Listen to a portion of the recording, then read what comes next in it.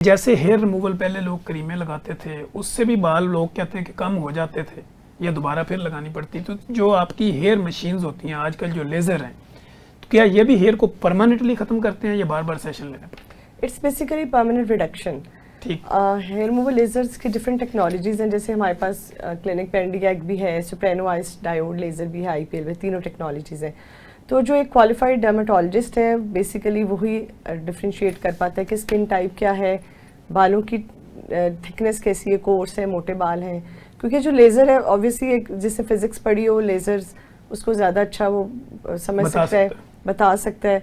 तो लेज़र जो है वो क्रोमोफोर पे एक्ट करते हैं ना, काला बाल जो है, बाल के अंदर जो पिगमेंट है मेलानिन, उस पे एक्ट करता है। ठीक। तो उस हिसाब से हमें सिलेक्ट करना पड़ता है कि मोटा बाल है तो वो परमानेंटली हेयर फॉलिकल पे जाके उसके मेलानिन को हेयर बल्ब पे जाके उसे डिस्ट्रॉय करते हैं। तो एक वक्त में तो सारे बाल नहीं हो सकते ना, जो ग्रोइंग फेज में, जो एनाजन फेज में, क्योंकि बाल जो हैं वो सारे एक वक्त में एक फेज में नहीं होते। कोई ग्रोइंग फेज में होते हैं, कोई टीलोजन फेज में, कोई शेडिंग वाली फेज में।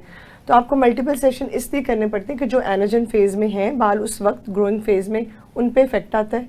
फिर अगले महीने कुछ और बाल एनाजन फेज में होंगे, ग्रोइंग फेज में होंगे, उन पे इफेक्ट आएगा। तो you need multiple sessions basically. ठीक हो गया। तो डॉक्टर साहब ये जो आप जैसे आप बता रही हैं कि ये जो सेशन होते हैं हमारे हेयर रिमूवल के, बॉडी के हर पार्ट्स के ऊपर सेशन जो है ना वो डिफरेंट होते हैं और उतने ही सेशन लेने पड़ते हैं या पेशेंट टू पेशेंट वेरी करते हैं? ज़्यादा तो फेस का हेयर रिमूवल लेज़र मतलब पेशेंट, क्योंकि वो देखिए ऑब्वियस है face is a presentable part. तो वो पीसीओएस के पेशेंट है, हार्मोनल इश्यूज़ के साथ पेशेंट आ रहे हैं, आजकल बहुत ज़्यादा ये प्रॉब्लम आ गया, तो ज़्यादा तो फेस के हेयर रिमूवल लेजर्स के पेशेंट है। अब जो एंटीगैग लेज़र होता है, कैंडेला, वॉन्टेक, मर्क्यूरी, जो भी अच्छे ब्रांड्स हैं, तो वो थोड़ा सा पेनफुल होता है। तो फेस के लिए तो हम यही करते हैं, इवन अंडर आर्म्स वगैरह के लिए, कुछ स्पेसिफिक एरियाज़ के लिए भी हम एंटीगैग करते हैं। लेकिन जो फुल बॉडी के लेजर्स हैं वो हम सिलेक्ट करते हैं जो पेनलेस हो, पेशेंट के लिए कम्फर्ट हो, क्योंकि फुल बॉडी, आर्म्स, लेग्स, इतना बड़ा एरिया है। तो फिर हम एंटीगैग सिलेक्ट करते हैं उनके लिए। और एंटीगैग सुप्रेनो आइस टाइटेनियम जो है ना, डायोड लेज़र, क्योंकि वो पेनलेस होता है और पेशेंट के लिए कंफर्टेबल होता है। तो मतलब अकॉर्डिंग टू द साइट और अकॉर्डिंग टू द थिकनेस हम सिलेक्ट करते हैं पेशेंट। यानी ये पेशेंट टू पेशेंट भी होता होगा ना कि कौन सा पेशेंट है, किसकी सिलेक्शन रंग है? उसका सांवला रंग है, वो गोरा पेशेंट है, उसके बाल मोटे हैं, उसके बाल पतले हैं, उसके अंडरलाइन कौन सा हार्मोनल डिसऑर्डर, इन सब चीज़ों पे डिपेंड करते हैं कि हम कौन सी मशीन सिलेक्ट करना चाहते हैं। और ठीक। तो डॉक्टर साहब जैसे ही हम ये देखते हैं कि ये कितना ऐसे आपको लगता है कि कितने सेशंस के बाद ये जो बाल हैं परमानेंटली ख़त्म हो जाते हैं? देखिए, ये कहना कि परमानेंटली ख़त्म हो जाते हैं ये गलत बात है। ठीक। हम कहते हैं परमानेंट रिडक्शन, ठीक है, लेकिन हमने देखा है कि बाल बहुत हद तक ख़त्म भी हो जाते हैं और बाल जो हैं बेसिकली सॉफ्ट, मोटा काला बाल जो है बिल्कुल पतला रुएं जैसा हो जाता है, या बहुत जगहों पे ख़त्म भी हो जाते हैं। लेकिन हम ये क्लेम नहीं कर सकते कि बिल्कुल ख़त्म हो जाएंगे। मेंटेनेंस पे अक्सर रहते हैं। जैसे अगर हमने फुल बॉडी के सेशंस किए ना किसी पेशेंट के 6, तो 6 के बाद पेशेंट बहुत हैप्पी होते हैं, वो खुश होते हैं, वो फिर साल में एक दफ़ा करा लेते हैं, ना भी कराएं, 2-3 ईयर्स के लिए उनके बाल नहीं होते।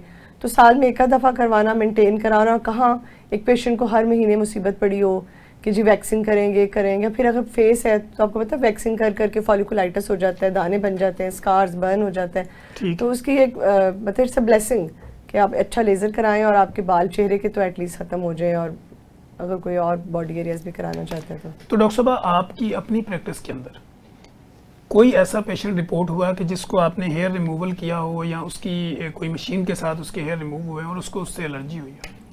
नहीं, हेयर रिमूवल लेज़र से एलर्जी नहीं होती। वक्ती तौर पे देखिए रेडनेस आ सकती है, बर्निंग हो सकती है, सेंसिटाइजेशन हो सकती है, वक्ती तौर पे लाइक 1 डे 2 डे। अगर बहुत पतले बाल हो गए तो हमें पल्स ड्यूरेशन कम करनी पड़ती है, एनर्जी बढ़ानी पड़ती है, तो उस हिसाब से थोड़ी सी कभी किसी को क्रस्टिंग आ सकती है, कोई सा इशू, लेकिन वो टेम्प्रेरी होते हैं और इट्स नॉट अ बर्न।